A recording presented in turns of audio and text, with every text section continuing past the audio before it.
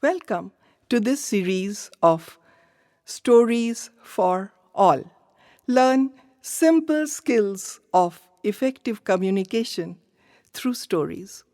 Age old stories of various masters can have different interpretations, and we will try to explore a few. I am a communication coach for last 45 years, and I believe that communication is a series of narrations, and interpretation is the backbone of every communication. So listen to these stories, like, share, comment, and subscribe. And the comment should be your thought process on it. Thank you.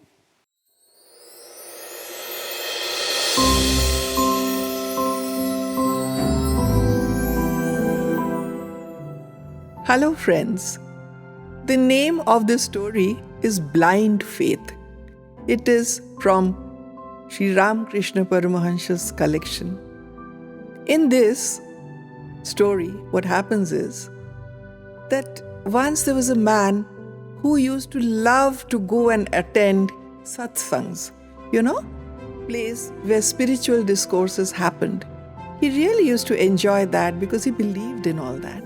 So one day when he went there, he heard somebody saying over there, the person who was talking, he said, you see, there is God in everyone, in everything. It could be human beings, it could be inanimate things, or it could be anything, animals. God is there in everyone. And we should see God in everyone around us, in everything around us. Somehow he got swayed with this thought, and he was feeling very nice and at peace within. So he came out once that discourse was over, and he started walking on the road.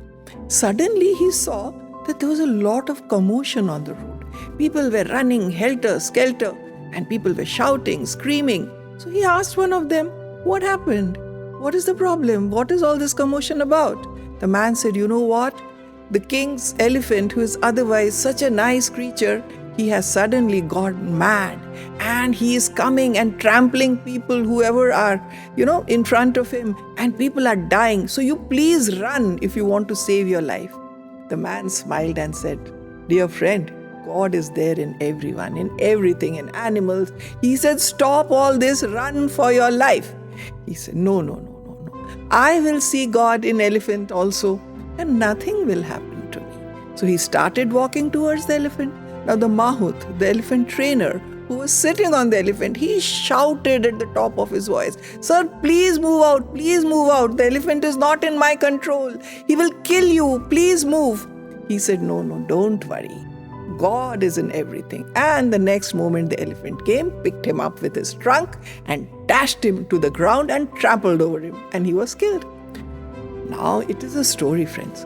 When he went up, he asked God, what is this? Why did I get killed?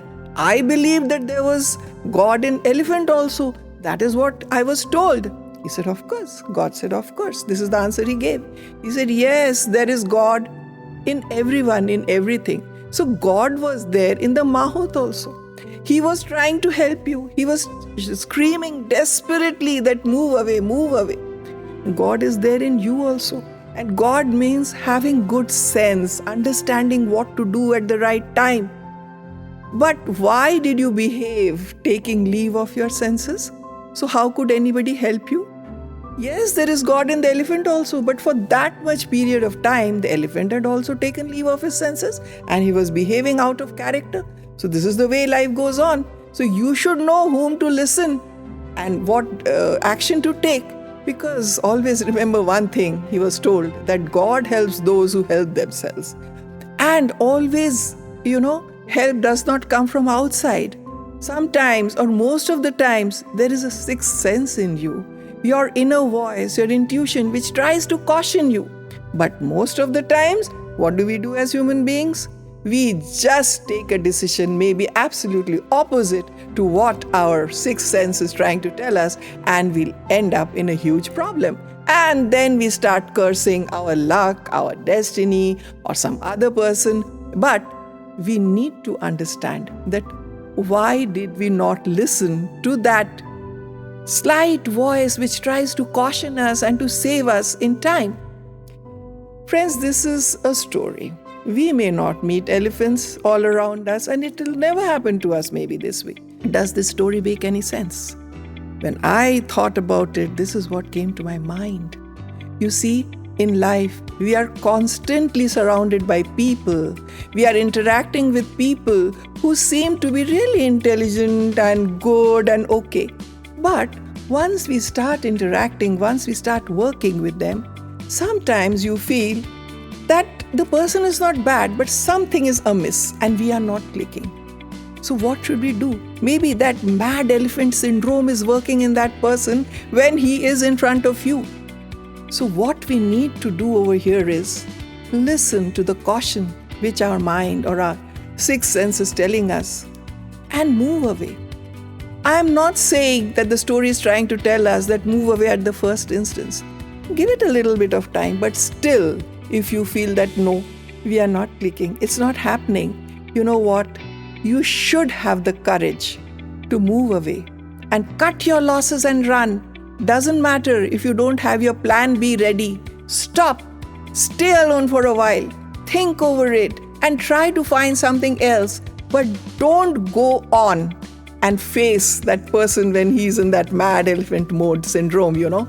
So that is what this story tries to say. I mean, that's what I feel. And I would always remember this, that see, nobody is totally good or totally bad. Who are we to label them? But when a person may behave in a particular manner with us, it is always for us to pay heed to what our sixth sense is saying. Well, this is what the story says to be, friends. Your interpretation could be totally different. So for that, what do you need to do? Listen carefully. Interpret it the way you wish to interpret. Adapt if you find something which is really worth remembering, and help your life skills to grow so that you can handle different people, different circumstances in the way that would be good for you. And you won't get trampled all over because somebody else is behaving the way which is not good for you. But who has asked you to wait and just take the brunt? Move away at the right time.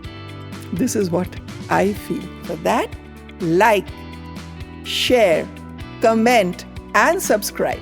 Thank you.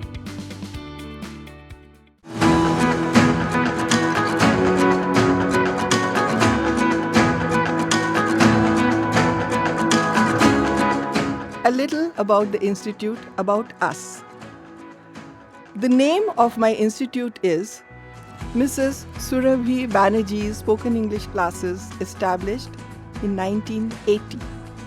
And the name of our training program is Enhance Your English. We have classes both online as well as offline.